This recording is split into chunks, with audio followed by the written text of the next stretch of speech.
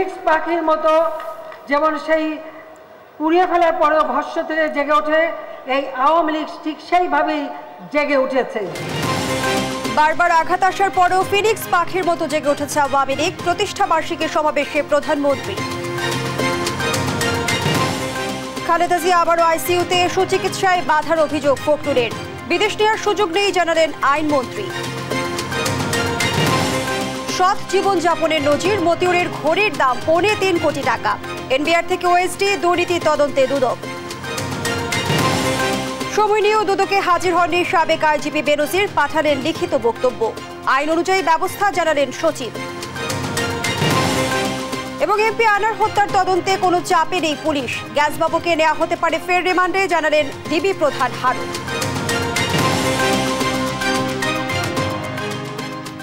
সংবাদ সন্ধ্যায় দেখছিলেন একেএস টিম টিভির সংবাদ শিরোনাম, সাথে আছি আমি ফারনাজ জুই। বারবার আওয়ামী লীগকে নিশ্চিহ্নের চেষ্টা করা হলেও ফিনিক্স পাখির মতো আবারও জেগে উঠেছে। কারণ আওয়ামী লীগের শক্তি দেশের জনগণ। রাজধানীর ঐতিহাসিক সোহরাওয়ার্দী উদ্যানে আওয়ামী লীগের ৭৫তম প্রতিষ্ঠা বার্ষিকী সমাবেশে এসব কথা বলেন দলের সভাপতি প্রধানমন্ত্রী শেখ হাসিনা। বলেন, যারা দলের চেয়ে নিজেদের বড় মনে করেছেন এবং দল ছেড়ে গেছেন তারা ভুল করেছেন। বিস্তারিত শামীমা আক্তারের রিপোর্টে। ১৯৪৯ সালের ২৩ জুন রোজ গার্ডেনে পাকিস্তানি শোষণ বঞ্চনার প্রতিবাদে যে দলের জন্ম হয়েছে সে দল বিশ্বে ষষ্ঠ সর্ববৃহৎ রাজনৈতিক দল। রাজধানীর সোহরাওয়ার্দী উদ্যানে জাতীয় ও দলীয় পতাকা উত্তোলনের মধ্য দিয়ে শুরু হয় ৭৫তম প্রতিষ্ঠা বার্ষিকী উদযাপনী অনুষ্ঠান। ৭৫ বছরের লড়াই সংগ্রাম আর ঐতিহ্যে মনোজ্ঞ সাংস্কৃতিক পরিবেশনায় তুলে ধরে দলের সাংস্কৃতিক বিষয়ক উপকমিটি।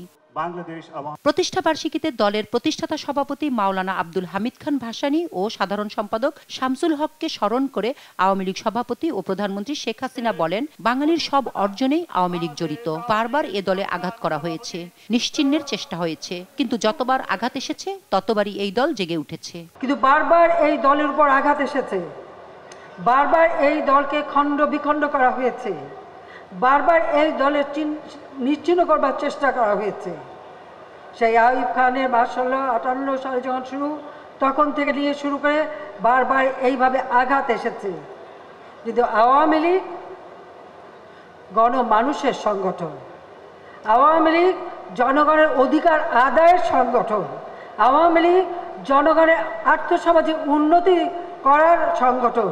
কাজে বারবার আঘাত এসেও এই সংগঠনকে কোনো ক্ষতি করতে পারে নাই। ফিনিক্স পাখির মতো যেমন সেই পুড়িয়ে ফেলার পরেও ভস্ম থেকে জেগে ওঠে, এই আওয়ামী লীগ ঠিক সেইভাবেই জেগে উঠেছে। শেখ হাসিনা বলেন, আওয়ামী লীগে থাকলে তারা, আর ছেড়ে গেলে নিভে যেতে হয়। বলেন, যারা দলের চেয়ে নিজেকে বড় মনে করেছে এবং দল ছেড়ে গিয়েছে তারা ভুল করেছে। দলীয় সভাপতি বলেন, আওয়ামী লীগ ছাড়া যারা দেশের রাষ্ট্র ক্ষমতায় এসেছে তারা সবাই দুর্নীতি করেছে। বিপরীতে আওয়ামী লীগ জনগণের ভাগ্যের উন্নয়নে কাজ করেছে। জনগণের খাদ্য, বাসস্থান, আহার, বাসস্থান, চিকিৎসা, শিক্ষা কোনো ভাগ্যই পরিবর্তন করতে তারা পারেনি। নিজেদের বিলাসিতা, অর্থ সম্পদ বানানো, অর্থ পাচার, দুর্নীতি, সন্ত্রাস, জঙ্গিবাদ, খুন খারাপি, অস্ত্রের ঝনঝনানি, শিক্ষা প্রতিষ্ঠানে অস্ত্রের ঝনঝনানি, এটাই ছিল তাদের কাজ। দলের প্লাটিনাম জুবলিতে স্মার্ট বাংলাদেশ ও স্মার্ট সমাজ গঠনে সবাইকে নিয়ে কাজ করার অঙ্গীকার করেন আওয়ামী লীগ সভাপতি। শামীমা আক্তার, দেশ টিভি, ঢাকা। আওয়ামী লীগের প্লাটিনাম জয়ন্তী উদযাপনে ঐতিহাসিক সোহরাওয়ার্দী উদ্যান ও এর আশপাশে মিছিল, স্লোগানে ঢল নামে নেতাকর্মী ও সমর্থকদের। রং বেরঙের ব্যানার, ফেস্টুন, প্ল্যাকার্ডে উৎসব যেন বর্ণিল হয়ে ওঠে।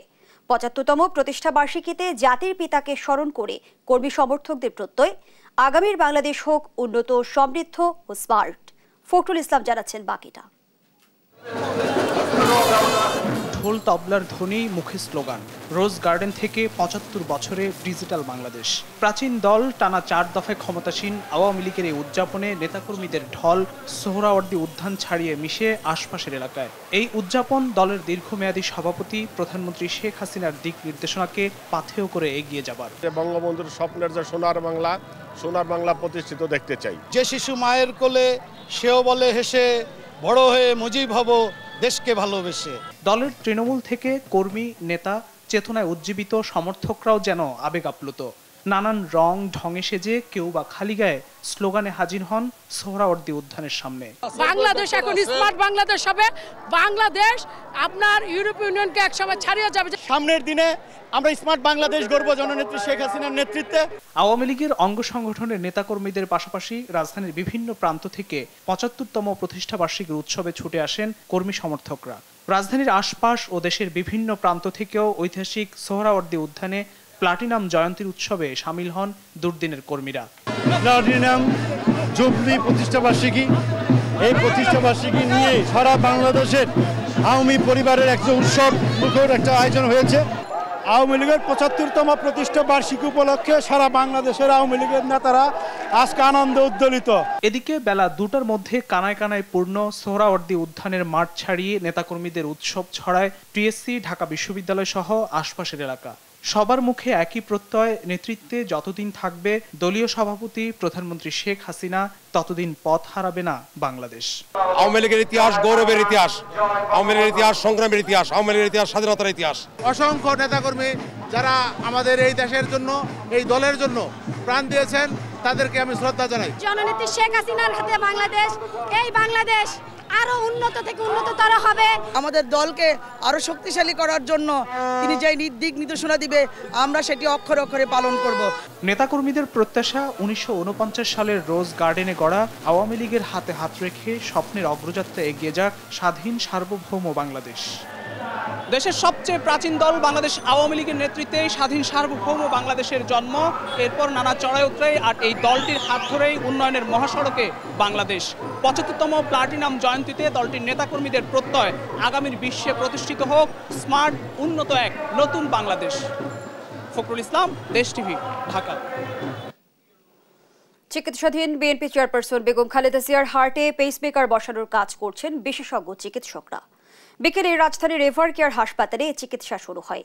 বিএনপি মহাসচিব মির্জা ফখরুল ইসলাম আলমগীর অভিযোগ করেছেন, সরকার প্রধানের ব্যক্তিগত প্রতিহিংসার কারণে খালেদা জিয়ার সুচিকিৎসার ব্যবস্থা করা যাচ্ছে না। খালেদা জিয়ার রোগ মুক্তিতে সবার কাছে দোয়াও কামনা করেন তিনি। বিস্তারিত সাইফুর রিপনের প্রতিবেদনে। শারীরিক অবস্থার অবনতি হলে গেল শুক্রবার দিবাগত রাত ৩টার দিকে রাজধানীর এভার কেয়ার হাসপাতালে আইসিইউতে ভর্তি করা হয় বিএনপি চেয়ারপারসন খালেদা জিয়াকে। রবিবার নয়াপল্টনে দলের কেন্দ্রীয় কার্যালয়ের নিচতলায় বিএনপি চেয়ারপারসনের রোগ মুক্তি কামনায় আয়োজিত দোয়া মাহফিলে তার শারীরিক অবস্থার উন্নতির জন্য দোয়া চাইতে গিয়ে আবেগ আপ্লুত হয়ে পড়েন দলের মহাসচিব মির্জা ফখরুল ইসলাম আলমগীর। আমরা আজকে কায়ে মনোবাক্যে আল্লাহ তাআলার কাছে এই দোয়া করি যে আল্লাহ তাআলা যেন তার জান বখশে দেন, তাকে আমাদের মাঝে ফিরিয়ে দেন, আমরা যেন তার নেতৃত্বে আবার সবাই আগের মতো জেগে উঠতে পারি। অভিযোগ করেন, মেডিকেল বোর্ড সহ বিভিন্ন জায়গা থেকে খালেদা জিয়ার উন্নত চিকিৎসার দাবি উঠলেও প্রতিহিংসার কারণে তার সুচিকিৎসার ব্যবস্থা করছে না সরকার। পরিবারের পক্ষ থেকে বলা হয়েছে, সুশীল সমাজ বলেছে, এমনকি বিদেশি যারা মিশনগুলো এখানে আছে তারাও বারবার বলেছে, এমনকি আপনার বাইরে থেকেও কয়েকটি সংস্থা ইউএন সবাই তার চিকিৎসার কথা কিন্তু বলেছে। কিন্তু শেখ হাসিনা তার যে ব্যক্তিগত রাজনৈতিক প্রতিহিংসা, সেই প্রতিহিংসার কারণে তিনি দেশনেত্রী বেগম খালেদা জিয়াকে হত্যা করার উদ্দেশ্যে, তাকে রাজনীতি থেকে সরিয়ে দেওয়ার উদ্দেশ্যে তাকে কোনো রকম চিকিৎসার সুযোগ দেওয়া থেকে বঞ্চিত রেখেছে। পার্শ্ববর্তী দেশে সরকার প্রধানের সফর নিয়েও কথা বলেন বিএনপি মহাসচিব মির্জা ফখরুল ইসলাম আলমগীর। বলেন, ভারতের সাথে অনেকগুলো বিষয়ে চুক্তি করলেও বাংলাদেশের ন্যায্য হিস্সা বুঝে নিতে কোনো উদ্যোগ নেয়নি সরকার। আমরা সবার আগে তিস্তার পানির ন্যায্য বন্টন চাই এবং ভিন্ন সমস্ত অভিন্ন যে নদীগুলো আছে প্রত্যেকটি নদীর আমরা আমাদের হিস্সাটা চাই, এটা আমাদের অধিকার, আন্তর্জাতিক আইনের অধিকার। এই কথাগুলো সরকার বলতে সম্পূর্ণ ব্যর্থ হচ্ছেন। আজকে ভারতের কাছে তারা সেবা দাসে পরিণত হয়ে গেছেন। শুধু ভারত নয়, সমগ্র আশেপাশের প্রতিবেশী দেশগুলোর কাছেও তারা আজকে পুরোপুরি মাথা নিচু করে নতজানু পররাষ্ট্র নীতি চলছেন। মিয়ানমার থেকে গুলি আসে, তারা জবাব পর্যন্ত দিতে পারে না। পুলিশের দুর্নীতিবাজ কর্মকর্তাদের নিয়ে সংবাদ প্রকাশের বিষয়ে পুলিশ সার্ভিস অ্যাসোসিয়েশনের বিবৃতিতে বিস্ময় প্রকাশ করে বিএনপি মহাসচিব বলেন, দেশের গণতন্ত্র ধ্বংসের দায় কতিপয় পুলিশ কর্মকর্তাদেরও নিতে হবে। এই অবৈধ সরকারের সঙ্গে যোগসাজশ করে তারা বিত্ত বৈভব একটা দুর্নীতি পাহাড় গড়ে তুলেছে। শুধু তাই নয়, তারা রাষ্ট্রযন্ত্রকে ধ্বংস করছে এবং গণতন্ত্রকে ধ্বংস করার দায়ও তাদেরকেই নিতে হবে যারা এই বিষয়ে জড়িত আছেন। সাইফুল রিপন, দেশ টিভি, ঢাকা। খালেদা জিয়াকে বিদেশে নিয়ে চিকিৎসার সুযোগ নেই এবং বিদেশে চিকিৎসার জন্য নতুন কোনো আবেদনও আসেনি বলে জানিয়েছেন আইনমন্ত্রী আনিসুল হক।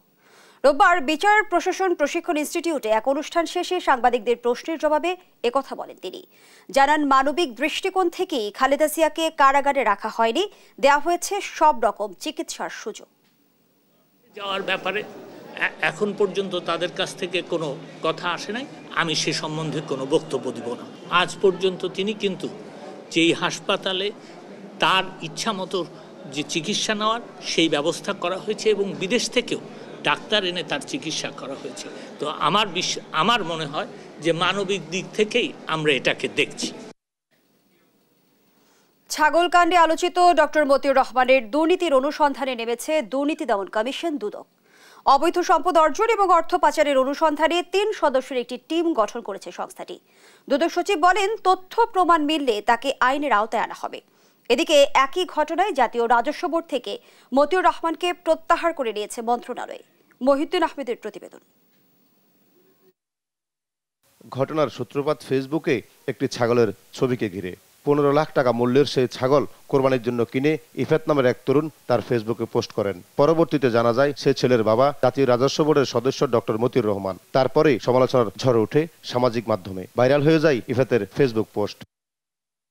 প্রশ্ন ওঠে তার আয়ের উৎস নিয়ে। একজন সরকারি চাকরিজীবী হয়ে কিভাবে বিপুল সম্পদের মালিক হন তা নিয়ে অনুসন্ধানী সংবাদ প্রচার হয় গণমাধ্যমে। মতিউরের ব্যাংক হিসেবে নগদ 100 কোটি টাকার খবরও বের হয়ে আসে। এবার বিষয়টি নজরে আসে দুর্নীতি দমন কমিশনের। এনবিআর এর সদস্য আমাদের মোহাম্মদ মতিউর রহমান দুর্নীতির মাধ্যমে যে অবৈধ সম্পদ অর্জন এবং অর্থ পাচারের বিরুদ্ধে একটি অভিযোগ আমাদের দুর্নীতি দমন কমিশনে পাওয়া গেছে। সেই অভিযোগটি আমাদের বিবেচনায় নিয়ে গত 4/6/2024 তারিখে কমিশন সভায় একটি টিম গঠন করে এই বিষয়টি অনুসন্ধান করার জন্য নির্দেশনা দেওয়া হয়েছে। ঘটনা নিয়ে সংবাদ সম্মেলনে দুদক সচিব জানান, তারা এর মধ্যে ডক্টর মতিউর রহমানের অবৈধ সম্পদ এবং অর্থ পাচারের অভিযোগ অনুসন্ধানের সিদ্ধান্ত নিয়েছেন। এখন যেহেতু নতুন করে তথ্য পাওয়া গেছে, এই তথ্যগুলির ভিত্তিতে এখন আবার আপনার অনুসন্ধান করা হচ্ছে এবং ইতিমধ্যে একজন উপপরিচালককে আহ্বায়ক করে 3 সদস্য বিশিষ্ট একটি টিম গঠন করা হয়েছে। এই টিম ইতিমধ্যে কার্যক্রম শুরু করেছে। এদিকে একই দিন জাতীয় রাজস্ব বোর্ড থেকে মতিউর রহমানকে প্রত্যাহার করে নেওয়া হয়েছে, যুক্ত করা হয়েছে অর্থ মন্ত্রণালয়ের অভ্যন্তরীণ সম্পদ বিভাগে। মতিউরের অবৈধ সম্পদ তার পরিবারের যেসব সদস্যদের নামে রাখা হয়েছে তাদেরও আইনের আওতায় আনা হবে বলে জানায় দুদক। মহিউদ্দিন আহমেদ, দেশ টিভি, ঢাকা। সৎভাবে জীবন যাপনের এক অনন্য নজির।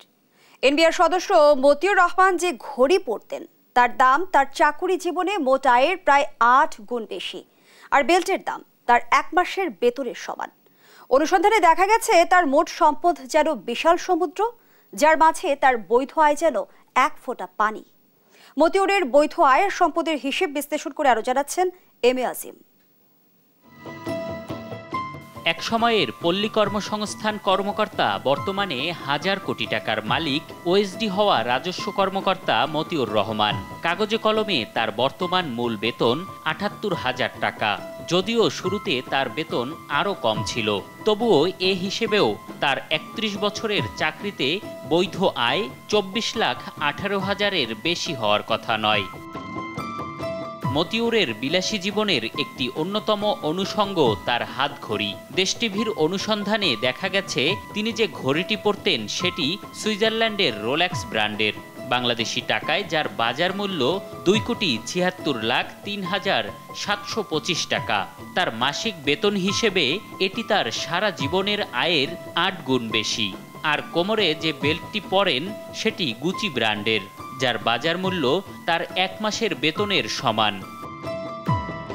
এর বাইরে নিজ ও পরিবারের সদস্যদের নামে অসংখ্য গাড়ি, বাড়ি, শিল্প কারখানা, পার্ক, রিসোর্টের মূল্য কয়েক হাজার কোটি টাকারও বেশি। বলা চলে বৈধ আয়ের 100 গুণ বেশি সম্পদ রয়েছে তার। তবুও হরহামেশাই চ্যালেঞ্জ করেই মতিউর বলতেন 1 টাকার দুর্নীতিও তিনি জীবনে করেননি। আপনারা যদি 1 টাকার দুর্নীতি কোথাও বের করতে পারেন যে মতিউর রহমান কাস্টমস কমিশনারের দায়িত্ব পালন করাকালীন 1টি টাকার দুর্নীতি করেছে, তাহলে যা বলবেন আমি মেনে নেব। শুধু একজন রাজস্ব কর্মকর্তা নয়, এমন অবৈধ সম্পদশালী সকল কর্মকর্তাদের দ্রুত বিচারের দাবি সচেতন নাগরিকদের। যে কোনো সরকারি কর্মকর্তা কর্মচারী সম্পত্তি অর্জনের ক্ষেত্রে সরকারের পূর্ব অনুমতি ছাড়া আর কোনো সম্পত্তি সে ক্রয় করতে পারবে না, তাহলেও হয়তো কিছুটা প্রাথমিক অবস্থায় সে কিছুটা বাধাগ্রস্ত হতে পারে। বিচার ব্যবস্থা দ্রুত করা উচিত, যাতে করে অন্য আর কেউ এই ব্যাপারে উৎসাহিত না হয়, কারণ বিচার দ্রুত না হলে আরও অনেকেই এ বিষয়ে উৎসাহিত হবেন, এবং উৎসাহিত হলে আমাদের দেশের যেই অর্থনৈতিক দুর্বৃত্তায়ন সেটিকে তার ধারাবাহিকতা কিন্তু চলতেই থাকবে। সরকারি কর্মকর্তাদের দুর্নীতির সঠিক বিচার না হলে এ ধরনের প্রবণতা কমবে না বলে মনে করেন টিআইবির নির্বাহী পরিচালক ইফতেখারুজ্জামান। এই যে প্রাতিষ্ঠানিক ক্ষমতা তার সাথে রাজনৈতিক ব্লেসিংয়ের যে ক্ষমতা, দুইটির সংমিশ্রণে তারা যেই অপব্যবহার করে সম্পদের মালিক হয়েছেন অবৈধ প্রক্রিয়ার মাধ্যমে, বৈধের সাথে অসামঞ্জস্যপূর্ণভাবে, সেটি ধরাছোঁয়ার বাইরে থাকছে, এই কারণে এটা বিকশিত হচ্ছে। কাজেই এটা প্রতিকারের উপায় হচ্ছে যে অবশ্যই তাদেরকে জবাবদিহিতে নিয়ে আসে। দেশের বাইরে চলে গেছেন দুজনই বলা হচ্ছে, কিন্তু সেটাই শেষ কথা হওয়ার কোনো কারণ নাই। অবৈধ সম্পদ নিয়ে আলোচনা সমালোচনা শুরুর পর থেকেই আত্মগোপনে আছেন মতিউর ও তার পরিবারের সদস্যরা। এম এ আজিম, দেশ টিভি, ঢাকা।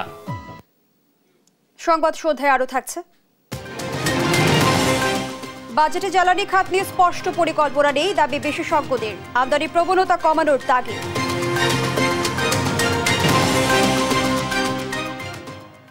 সময় নিয়েও শেষ পর্যন্ত দুদকের ডাকে হাজির হলেন না সাবেক আইজিপি বেনজির আহমেদ, বরং লিখিত বক্তব্য পাঠালেন আইনজীবীর মাধ্যমে। দুদক সচিব জানালেন আইন অনুযায়ী তার বিরুদ্ধে ব্যবস্থা নেওয়া হবে।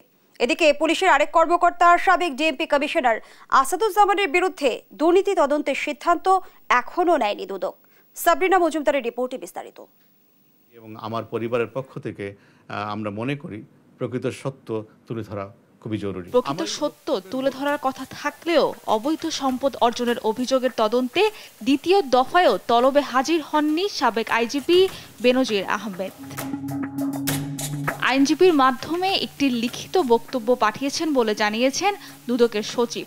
চিঠিতে তিনি তার বিরুদ্ধে আনা অভিযোগ এবং সে বিষয়ে তার ও তার পরিবারের সদস্যদের অবস্থানের ব্যাখ্যা দিয়েছেন। চিঠির বক্তব্য আপনার বলেছি, সেটি মেইনলি তার দুর্নীতির মাধ্যমে যে অভিযোগ, সেই অভিযোগটি তিনি বর্ণনা করেছেন এবং তার অবস্থানটা কি সেটা আর কি বলেছেন। তবে চিঠিতে পরিষ্কার করেননি যে তিনি বিদেশে আছেন নাকি দেশে। বিদেশে আছেন নাকি দেশে আছেন এত সংক্রান্ত কোনো তথ্য পাওয়া হয়নি। দুদক সচিব জানান, বেনজির উপস্থিত না হয় দুর্নীতি দমন কমিশন আইন ও বিধিমালা অনুযায়ী ব্যবস্থা নেবে। আমাদের যে অনুসন্ধানকারী টিম আছেন তারা আমাদের দুর্নীতি দমন কমিশন আইন 2004 এবং দুর্নীতি দমন কমিশন বিধিমালা 2007 অনুযায়ী তারা প্রয়োজনীয় ব্যবস্থা গ্রহণ করবেন। আইনজীবীর মাধ্যমে দেয়া বক্তব্য দুদক বিবেচনা করবে কিনা কিংবা দুদক আইনে এ বিষয়ে কি বলা আছে এমন প্রশ্নের কোনো সদুত্তর দিতে পারেননি দুদক সচিব। এটি অনুসন্ধানকারী টিমের সম্পূর্ণ এখতিয়ার, তারা স্বাধীনভাবে অনুসন্ধান করছেন।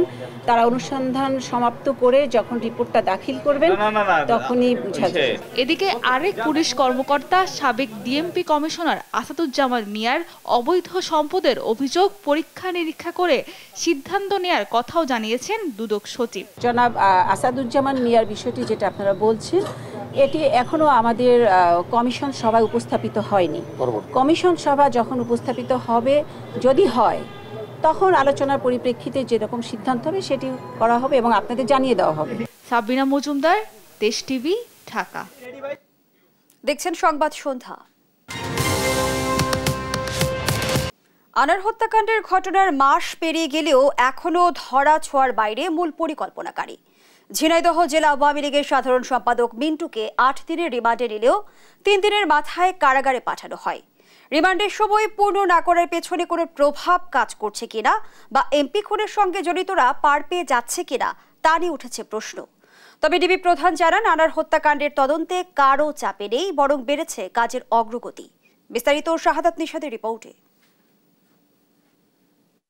ঝিনাইদহ জেলা আওয়ামী লীগের সাধারণ সম্পাদক সাইদুল করিম মিন্টুকে গ্রেপ্তারের পর আনার হত্যার ঘটনায় একের পর এক বেরিয়ে আসছে রাজনৈতিক ব্যক্তিদের নাম। তবে গ্রেপ্তারের 13 দিন পেরিয়ে গেলেও এখনো দলীয় পদে বহাল মিন্টু। এমপি আনারের মেয়ে মুমতারিন ফেরদৌস ডরিনের অভিযোগ, আসামিদের পক্ষে তদবির হচ্ছে। রোববার দুপুরে এসব ইস্যুতে কথা বলেন ডিবি প্রধান। জানান, আনার হত্যাকাণ্ডে কাউকে গ্রেপ্তারে চাপে নেই ডিবি। এই মামলায় কোনো নিরপরাধ ব্যক্তিকে হয়রানি করা হবে না।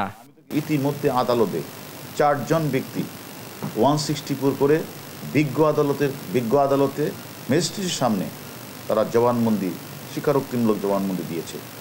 আমি মনে করি আমরা যদি প্রেশার অনুভব করতাম, আমাদের এত অ্যাচিভমেন্ট হতো না।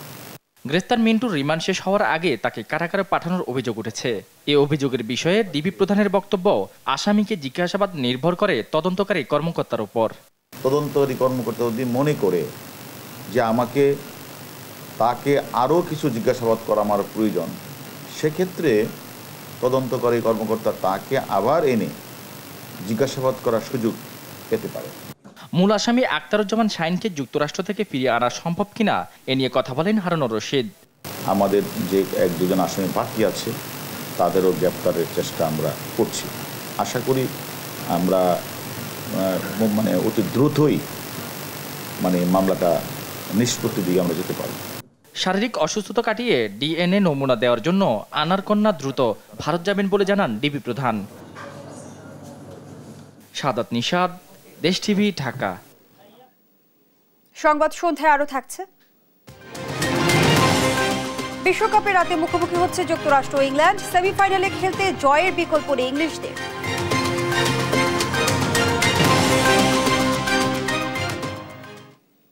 আগামী অর্থবছরের বাজেটে অহেতুক উচ্চাভিলাষী বিদ্যুৎ চাহিদার লক্ষ্যমাত্রা নির্ধারণ করা হয়েছে, এমন দাবি করেছে গবেষণা প্রতিষ্ঠান সিপিডি। ব্যবসায়ীরা জানিয়েছেন, জ্বালানি সংকটে ব্যাহত হচ্ছে শিল্পের উৎপাদন। এই অবস্থায় বিদ্যুৎ ও জ্বালানি খাতে সরকারকে বিশেষ নজর দেওয়ার পরামর্শ দিয়েছেন বিশেষজ্ঞরা। বিস্তারিত ফজলে আদিত্যের রিপোর্টে। রাজধানীর ব্রেকিং সেন্টারে জাতীয় বাজেটে বিদ্যুৎ ও জ্বালানি খাতে 2025 অর্থবছরের চ্যালেঞ্জ মোকাবেলায় শীর্ষক আলোচনার আয়োজক গবেষণা প্রতিষ্ঠান centre for policy dialogue CPD. এতে মূল প্রতিবেদন সিপিডির গবেষক ডক্টর খন্দকার গোলাম মুয়াজ্জেম দাবি করেন, বাজেটে কিছু নির্বাচনী প্রতিশ্রুতির প্রতিফলন ঘটলেও বেশ কিছু অঙ্গীকার বাস্তবায়ন হয়নি। এর মধ্যে অন্যতম বিদ্যুৎ ও জ্বালানি খাত। আমরা মনে করি যে আওয়ামী লীগের ইলেকশন ম্যানিফেস্টোতে জ্বালানি বিদ্যুৎ খাত গুরুত্ব পেয়েছে, ভালো কথা।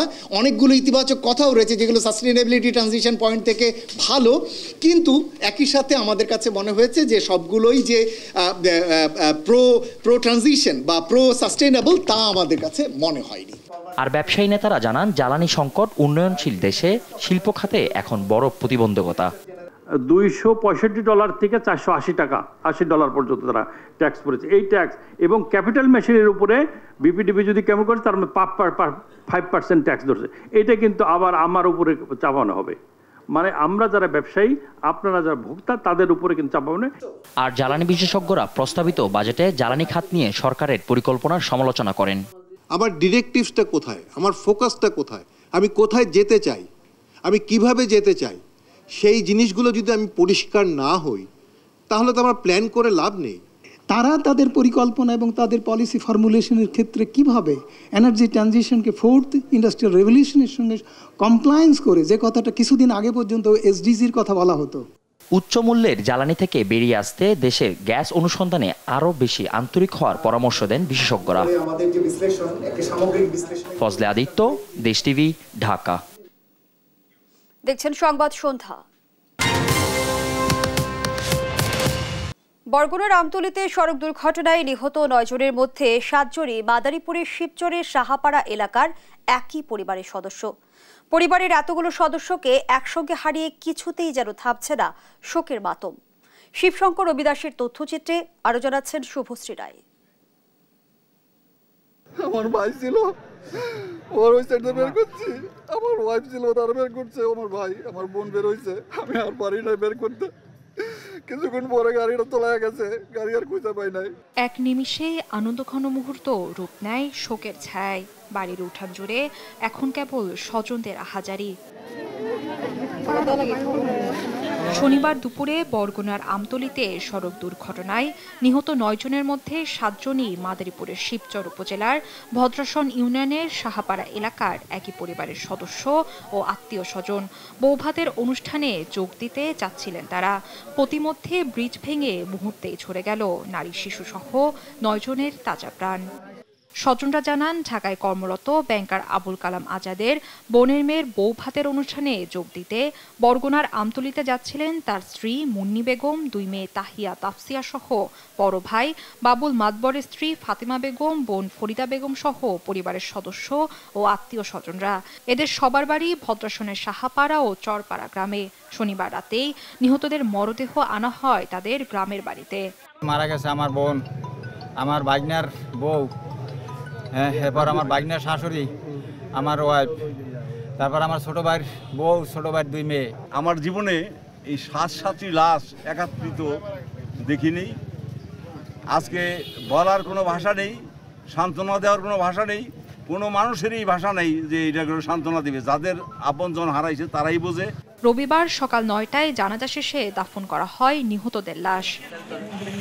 শনিবার দুপুরে বরগুনার আমতলীর হলদিয়া বাজার এলাকায় সেতু ভেঙে বরযাত্রীবাহী মাইক্রোবাস খাদে পড়ে প্রাণ হারান নারী শিশুসহ 9 জন।